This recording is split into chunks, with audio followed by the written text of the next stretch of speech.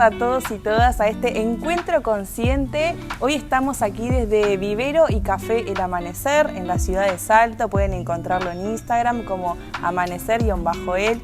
Y hoy vamos a hablar sobre sexualidad. Vamos a pasar por un camino con varias preguntas y varias respuestas en torno a este tema que nos van a estar acompañando unas invitadas de lujo, que ellas son profesoras, educadoras sexuales también, psicóloga, y luego nos va a estar acompañando también una maestra y emprendedora en lo que es tiendas sexuales, así que vamos a pasar por varias cosas. Vamos a hablar de placer, preguntas que se hacen, preguntas que no, mitos, qué es la sexualidad, qué es la educación sexual, cómo nos educamos, cómo nos educan, muchas cosas vamos a estar conversando. Y ya le voy a dar la bienvenida a Laura. Bienvenida, Lau, ¿cómo estás? Todo bien. Bueno, muchas gracias, Meli, por la invitación. Gracias, Lu, por este espacio, re lindo. Y bueno, nada, estamos acá para conversar un poquito sobre sexualidad. Como no habías pasado por Menos Mal y Lu tampoco, le voy a preguntar cómo te presentarías a alguien que no te conoce. Bueno, carta de presentación. Nada, yo soy, o estoy siendo, ¿no? Porque también está bueno pensar un poco la identidad desde ahí, desde un fluir.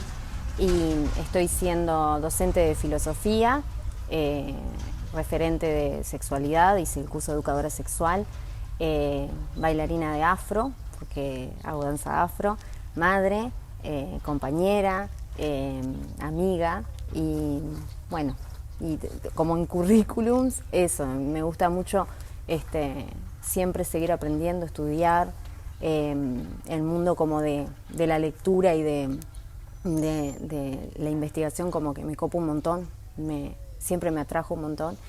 Y bueno, y ahora estoy ejerciendo la docencia de filosofía en liceos y este año no estoy siendo referente de educación sexual, pero el año pasado trabajé en SECAP como referente. Igualmente, lo que hago todo el tiempo es en los cursos de filosofía, me echar sexualidad, porque es como inevitable. Todo el tiempo, todo lo que trabajo me lleva para ahí. Así que por ahí me presento. Lucía, bienvenida, psicóloga y educadora sexual. ¿Cómo te presentarías a alguien que no te conoce? Bueno, alguien que no me conoce, en primer lugar me gusta que me digan Lu. En este momento estoy como en plena gratitud de todo lo que vengo haciendo y estoy siendo en este momento, ¿no? Tengo la fortuna, el privilegio de poder ser psicóloga, estar siendo psicóloga y ejerciendo la profesión en este momento, en el trabajo en clínica con adolescencias y adulteces. Y además, trabajar en este momento en un centro juvenil fue el boom como a lo que aspiraba, lo que quería trabajar, ¿no? Eso, me defino como psicóloga en el área profesional, como referente de la sexualidad, de la sexología, de la educación sexual integral, que eso es bien importante. Soy hija, compañera, tengo amigas, me encanta encontrarme en estos espacios con otras personas que estamos vibrando como en las mismas sintonías. Y eso, básicamente, así me defino en este momento. ¿Qué es para vos la sexualidad? La sexualidad, bien. Es lo que nos define como seres humanos, pero a la vez es difícil dar una definición de lo que es la sexualidad, ¿no?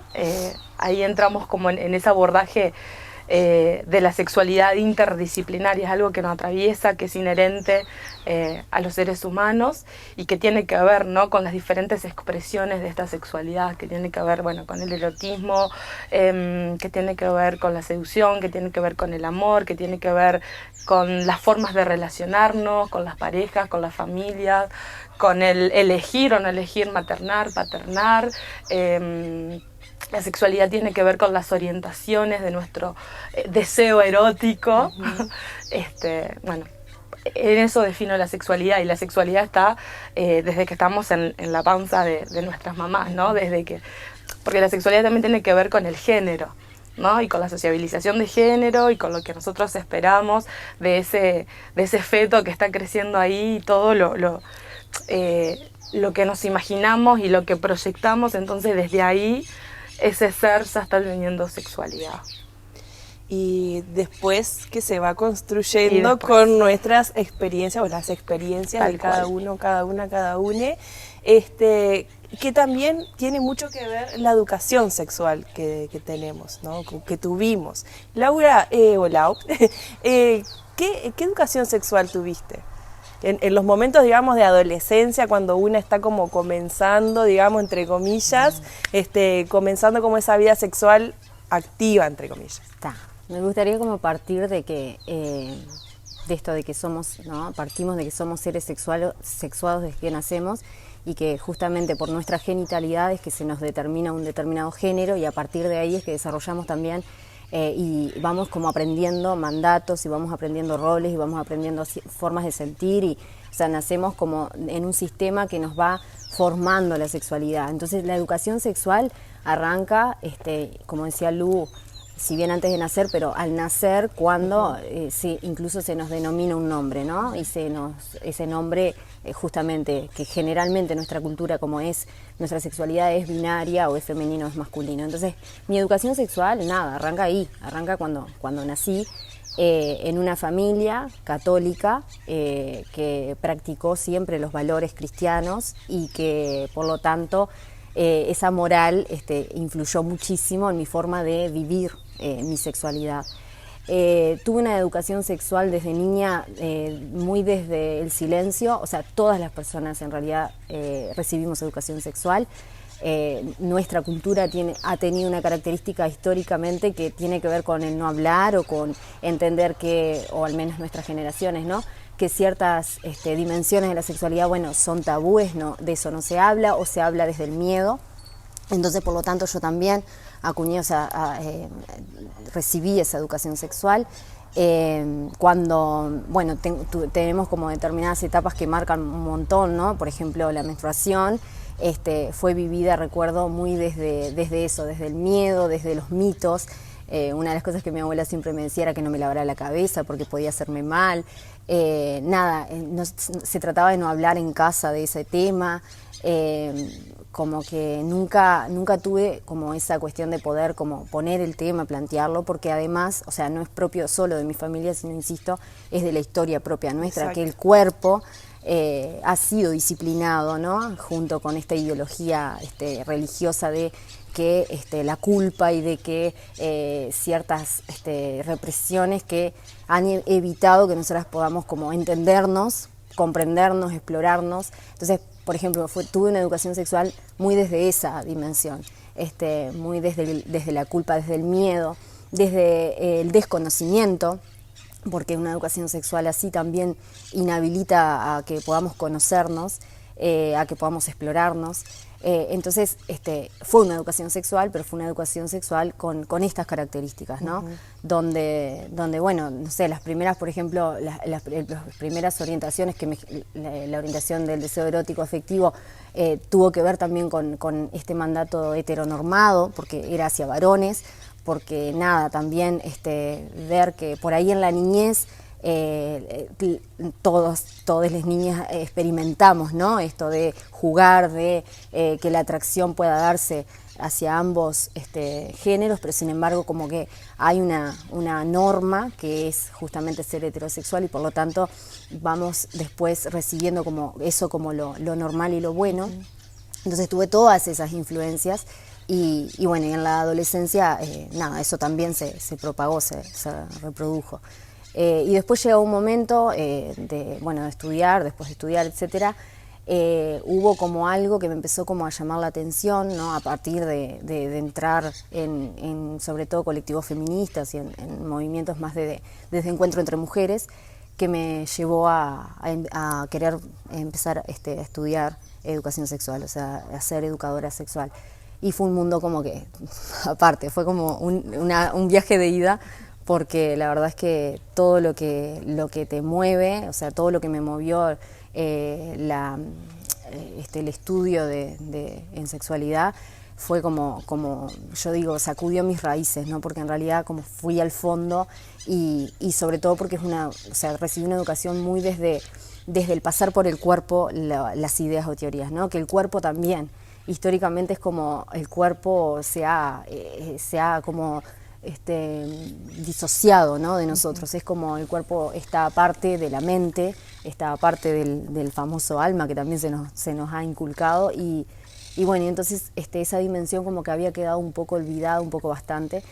Y empezar educación sexual es como entender eso integral que somos, ¿no? Que somos un todo, y de ahí educación sexual integral, de que todas las dimensiones nos habitan, de que no podemos dividir el cuerpo de la mente, de que somos, por eso la educación sexual también tiene para abordar la sexualidad humana es necesario como de múltiples miradas, ¿no? No solo la biologicista, la biología, perdón, no solo la psicología, no solo, sino una mirada integral porque es compleja, por ahí.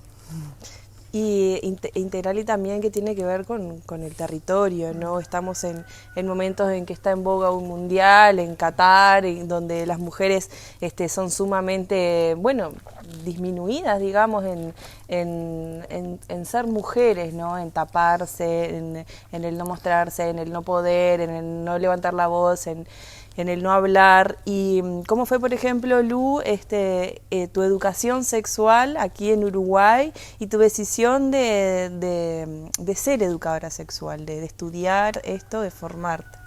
Bien. La escuchaba ahora, Lau, no, en esto de una familia también, mi mamá evangélica, ¿no? Entonces también la educación que yo recibí, la educación sexual, en ese contexto socio-histórico-cultural, ¿no? de la religión judío-cristiana, ¿no? Que yo creo que todos hemos sido más o menos educados con esos valores.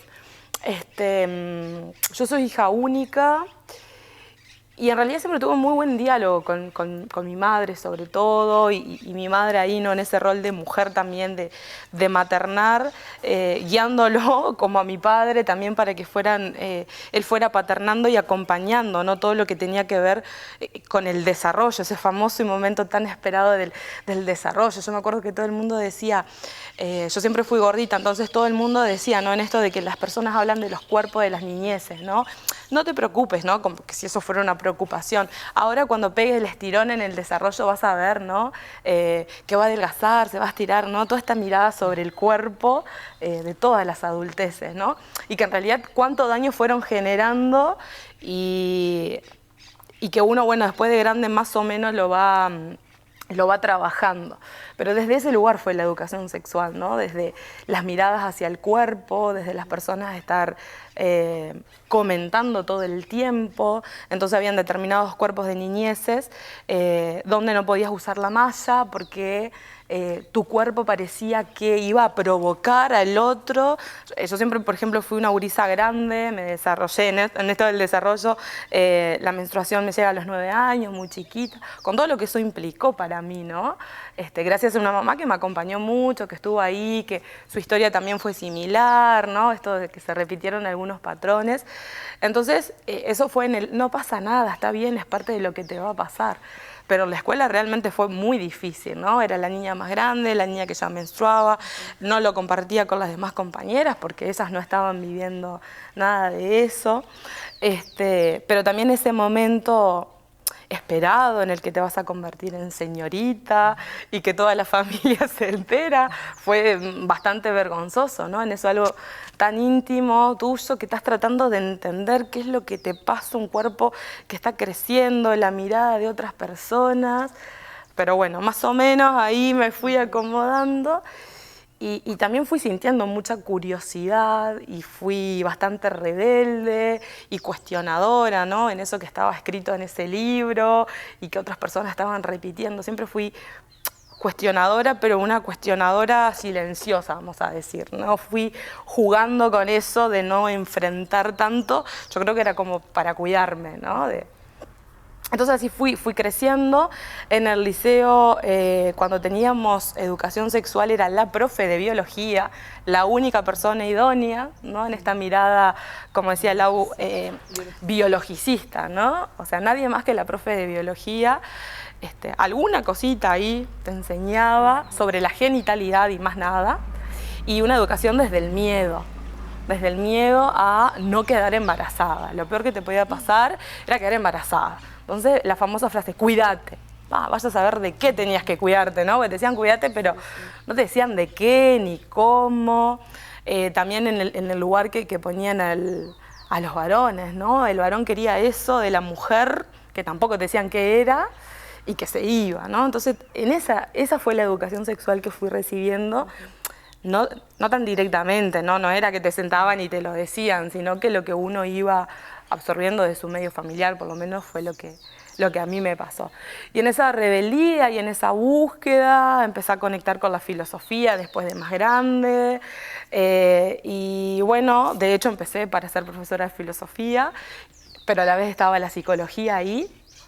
Me decidió por psicología, me fascinó el mundo de la psicología, pero lo que veía que en la carrera nadie abordaba la sexualidad.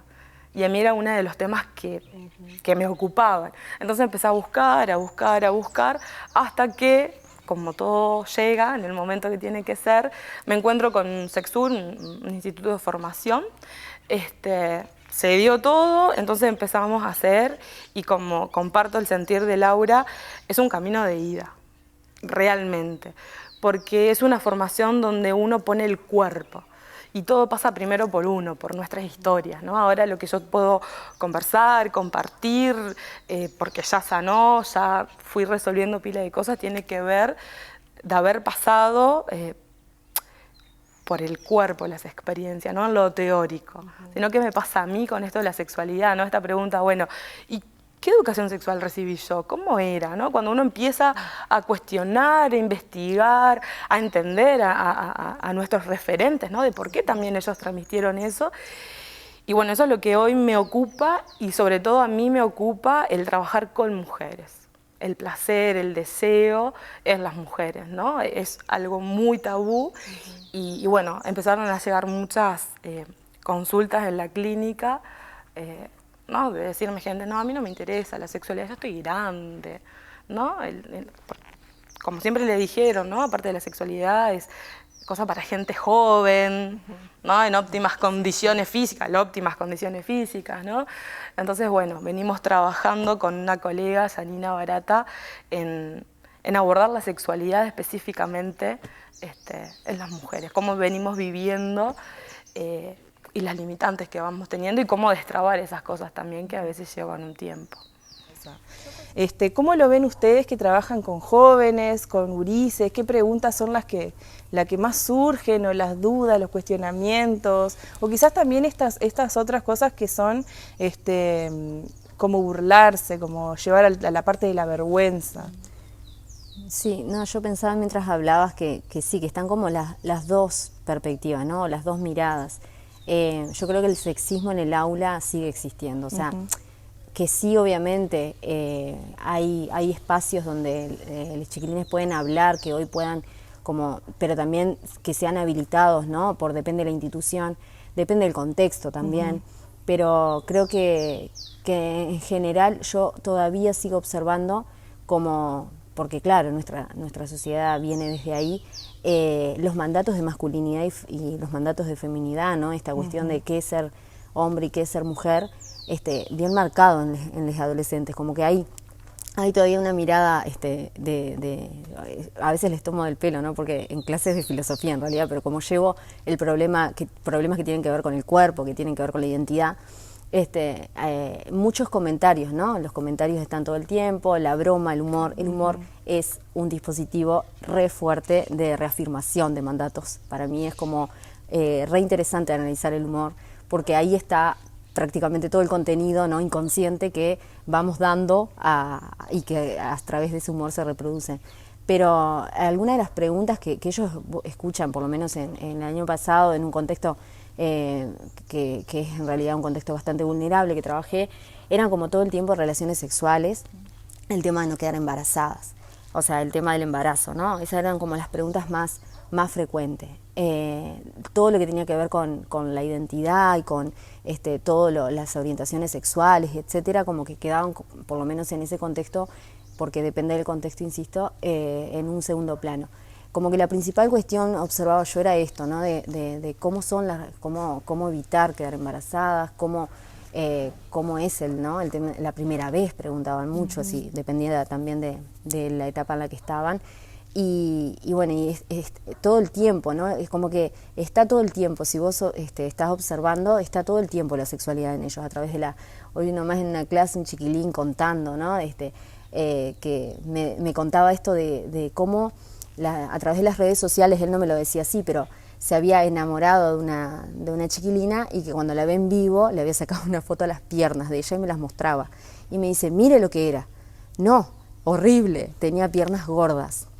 Entonces, como que también hoy hay algo como muy fuerte, que son las redes sociales, y los filtros y toda la construcción de los estereotipos de belleza a través de las redes sociales, y además cómo los vínculos han cambiado, o sea, esto de cómo comenzar, por ejemplo, ¿no? Un vínculo, una relación sexoafectiva entre las adolescencias es a través de las redes sociales. O sea, yo hablaba con el otro día y es como los mensajes están como muy llenos de interpretaciones, ¿no? Y ahí se teje y se desteje todo. Es como las redes sociales son el medio a través del cual hoy se vinculan, que en nuestra época no era tan así. Y observo como que en algunas cosas se siguen reproduciendo ciertas... Eso de los cuerpos, por ejemplo, continuamos como con un montón de estereotipos, ¿no? Y de bien marcados de qué es ser linda, de qué es ser fea, sobre todo en la mujer, pero también en el varón, ¿no? Porque una de las cosas que el otro día me contaban los gurises, que un chiquilín se sacó una foto en la falda de otro y que, fueron el objeto de burla de todo el tiempo de los varones y todo, ¿no? Sos puto, que esto... O sea, la reafirmación del ser varón a través de esas negaciones que ellos tienen que sostener eternamente, de no ser mujer, de no ser homosexual y de no ser niño, bebé, que son las 3 negaciones que tienen que reafirmarse inconscientemente todo el tiempo los varones, está en las dos, ¿no? En la mujer, obviamente, porque es objeto, no es sujeto. El varón ya nace con el derecho, ¿no? Ha nacido históricamente con el derecho a ser sujeto, pero la mujer ha sido objeto. Y en esto de que ese objeto, ahora que decías de Qatar, vi un video que me parecía muy sorprendente de un tipo que presentaba, ¿no? a la novia, que tenía una manta como un fantasma, y nada, le sacaba la manta, ¿no? Tipo regalo de cumpleaños, tipo cualquier objeto, ¿no? Un regalito. Y que eso, estamos en 2022, y sin embargo digo, como que no quiero ser como pesimista. Está todo esto, estos espacios, capaz en otra época, capaz no, eran impensables. Los chiquilines están pudiendo como también, ¿no? Tienen en los liceos, por ejemplo, tienen 10 horas de educación sexual, que la referente puede ir trabajando con los grupos, pero también hay una demanda tan grande que a veces como que no se logra trabajar como en proceso, ¿no? Que es bien importante. Y bueno, y está todo ahí, y está también, ellos me dicen, tenemos la información. Claro, pero no es la información nada más. O sea, la información no sirve de nada si no hay una apropiación, si no hay un pasar por el cuerpo, si no hay poder hablar y explicar la experiencia y poder ponerle contenido a la experiencia, ¿no? Que es como un montón de otras cosas. Aparte, en algunos casos, como decía Lu, como el miedo sigue estando, porque en contextos donde yo he trabajado, lo primero que las llevan las madres a las chiquilinas es a ponerse el implante subdérmico cuando comienzan a menstruar. Entonces es como ese miedo al embarazo, ¿no? Y que en realidad son políticas obviamente direccionadas a justamente trabajar con esa población y a dominar o controlar la natalidad en esas poblaciones adolescentes, se ve todavía, ¿no? Y bueno, por ahí es donde yo en el contexto, porque insisto que depende del contexto también qué demandas, ¿no? Tienen los gurises. Sí, y pensando también en cómo decías esto de que estamos en un tiempo también que si bien está todo esto que comentábamos, ¿no? De las políticas y eso, hay una fuerte competencia, digamos, de competir, de estar, de los medios de comunicación, las canciones, las novelas, las películas, las letras de las canciones que traen mucho de pornografía prácticamente, y de una pornografía también que ha pasado de estar ahí como soslayadamente en anuncios publicitarios, porque también venimos de una generación en que quizás los jóvenes de hoy en día no saben, pero no teníamos el YouTube que poníamos música, sino que teníamos que descargar canciones en páginas que los anuncios que te aparecían eran todo pornografía,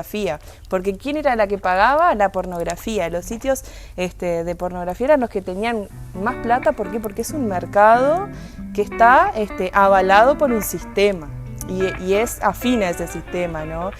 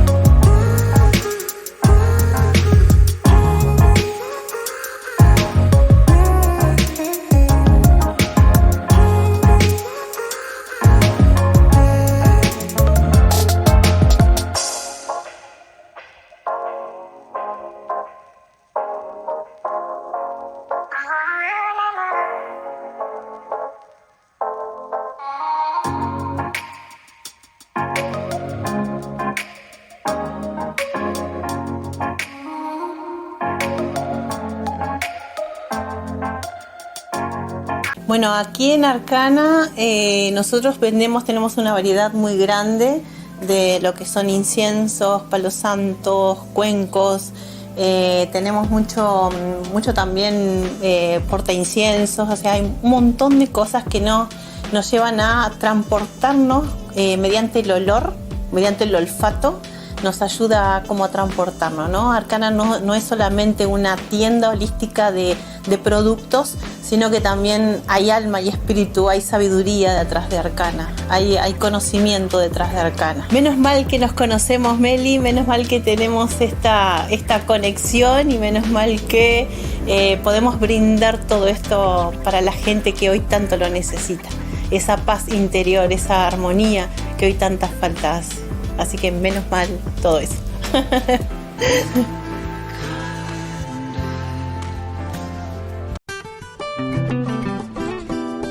Somos Cuadrería Costa, una empresa familiar, y nos especializamos en el mercado a medida y artículos de decoración para el hogar.